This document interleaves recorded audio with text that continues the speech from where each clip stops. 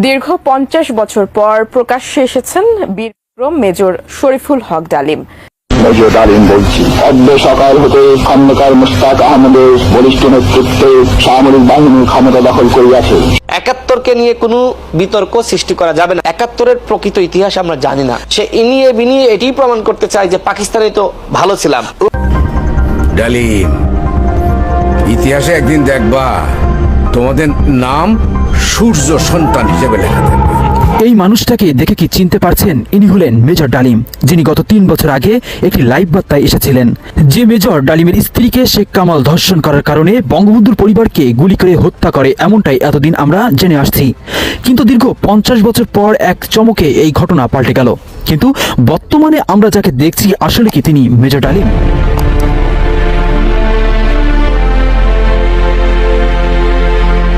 প্রিয় দর্শক, তবে আশ্চর্যের বিষয়, ইতিহাসের পাতায় এতদিন শেখ পরিবারের গল্প শুনলেও হঠাৎ করে বেরিয়ে আসলো বিএনপির মহান নেতা শহীদ জিয়াউর রহমানের কুকীর্তি, যা নিয়ে ইতিমধ্যে সামাজিক যোগাযোগ মাধ্যমে উঠেছে নানাবিধ প্রশ্ন। যখন দেখলো যে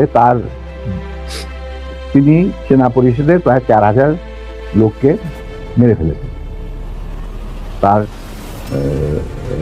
ক্ষমতাকে কুক্ষিগত করে দেন।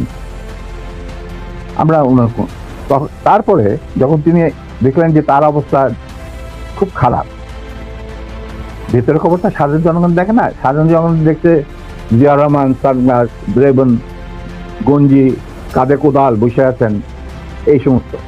কিন্তু ভেতরে যে কি হচ্ছিল আসল ক্ষমতা কেন্দ্রে, সেই সম্পর্কে সাধারণ জনগণ জানারও কোনো সুখ ছিল না, তারা জানতেন না।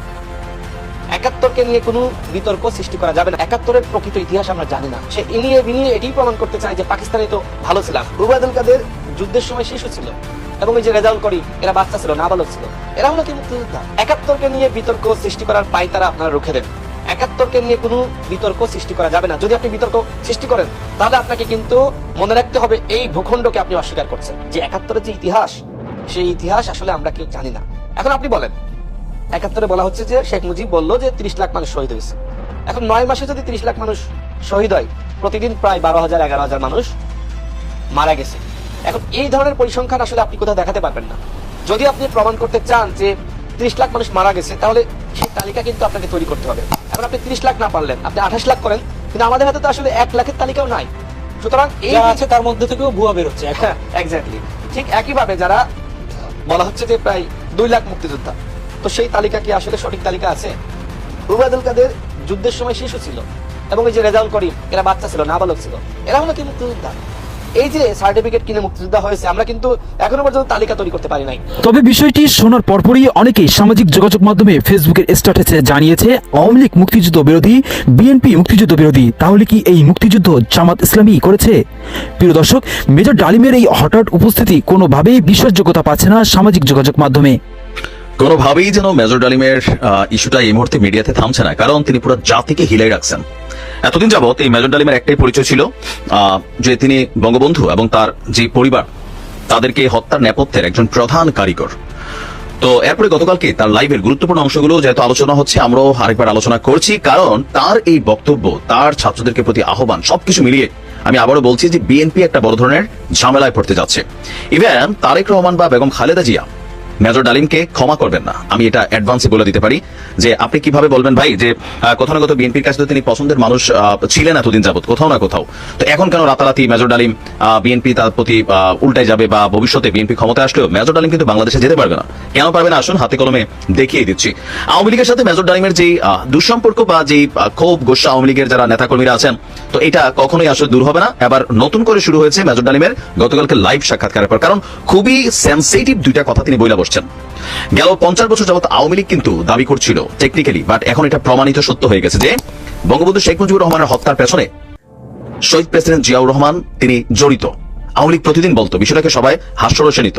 আমিও কখনো পার্সোনালি এটা বিশ্বাস করি নাই, কিন্তু মেজর ডালিম যখন গতকালকে আইসা বললেন যে জিয়া তাদেরই একজন ছিল, ইভেন বাংলাদেশ স্বাধীন হওয়ার পরপরই বঙ্গবন্ধুকে ক্ষমতা থেকে সরানো হবে, শহীদ প্রেসিডেন্ট জিয়াউর রহমানকে ক্ষমতায় আনা হবে, এই যে বক্তব্যটা তিনি দিয়ে বসছেন যে 25 বছরের একটা মেটিকুলাস প্ল্যান নিয়েছিলেন।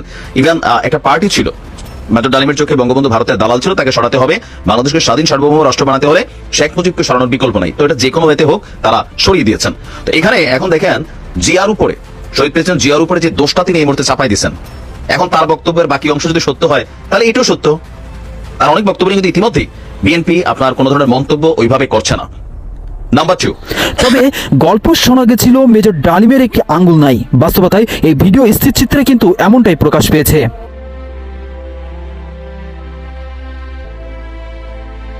প্রিয় দর্শক, মেজর ডালিমের এই ফিরে আসাকে আপনার বিশ্বাসের পাতায় কতটুকু সত্যতা পাচ্ছে অবশ্যই কমেন্ট করতে ভুলবেন না।